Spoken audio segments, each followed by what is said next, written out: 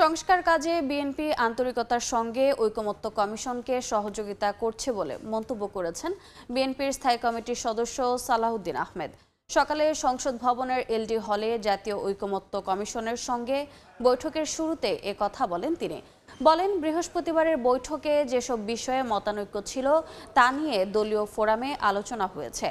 দলীয় অবস্থান কমিশনকে জানাতেই আজকের বৈঠক। এর আগে বেলা 11টায় বৈঠকে অংশ নিতে আসেন বিএনপির স্থায়ী কমিটির সদস্য নজরুল ইসলাম খান, সালাউদ্দিন আহমেদ সহ 5 সদস্যের প্রতিনিধি দল। বৈঠকে ঐকমত্য কমিশনের নেতৃত্ব দিয়েছেন সহ সভাপতি অধ্যাপক আলী রিয়াজ।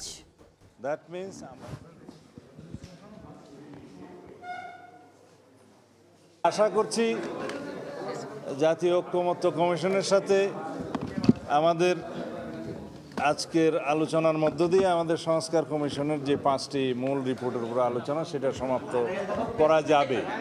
এখন আমরা সংবিধানের যে পর্যায় থেকে গত বৃহস্পতিবারে আমরা আলোচনা শেষ করেছিলাম, ওই জায়গা থেকে শুরু করব। এরপরে বিচার বিভাগ এবং নির্বাচন ব্যবস্থা, তারপর আর দুটো কমিশন আছে, প্রশাসন এবং দুর্নীতি দমন কমিশনের উপরে আলোচনা শেষ করে আমরা আশা করছি বিকেলের মধ্যে আমরা শেষ করতে পারবো।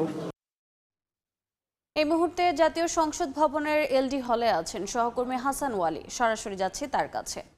ওয়ালি, কিছুক্ষণ আগে জাতীয় ঐকমত্য কমিশনের সঙ্গে যে মুলতবি বৈঠকটি ছিল গত বৃহস্পতিবারে মুলতবি হয়েছিল, সেটি শুরু হচ্ছে বেলা 11টায়।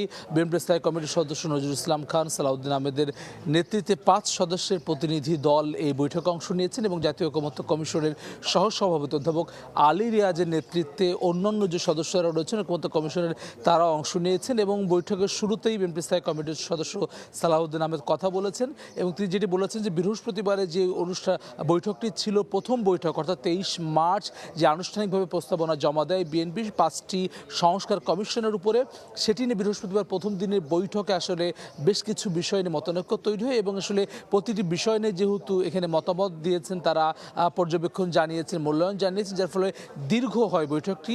সেদিনের মতো মুলতবি করা হয় এবং সেই মুলতবি বৈঠকটি আজকে অনুষ্ঠিত হচ্ছে এবং এরই মধ্যে শুক্রবার বিএনপি স্থায়ী কমিটির বৈঠক অনুষ্ঠিত হয়েছে এবং সেই বৈঠকে মূলত যেসব বিষয়ে মতানৈক্য রয়েছে সেসব বিষয়ে আলোচনা হয়েছে দলীয় ফোরামে এবং সেই বিষয়গুলো আজকে ঐকমত্য কমিশনকে বিএনপি যে প্রতিনিধি দল রয়েছেন তারা জানাবেন।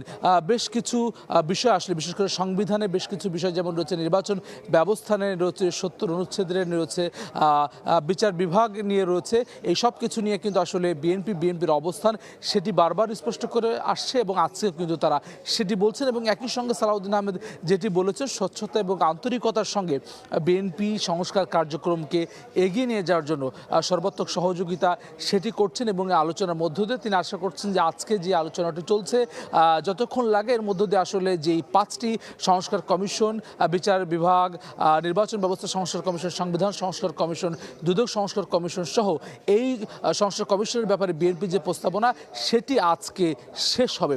এর আগে আমরা জানি যে অন্যান্য রাজনৈতিক দলের সঙ্গে ধারাবাহিকভাবে বসছে ঐকমত্য কমিশন এবং এর মধ্য দিয়ে যে জুলাই চার্টার সেটি যেমন তৈরি হবে, একই সঙ্গে নির্বাচনের দিকেও কিন্তু আসলে এগিয়ে যাবে। এটি কিন্তু আসলে অন্তর্বর্তীকালীন সরকার এবং একই সঙ্গে ঐকমত্য কমিশনের তরফ থেকে বারবার বলা হয়েছে। সরাসরি যুক্ত ছিলাম জাতীয় সংসদ ভবনে।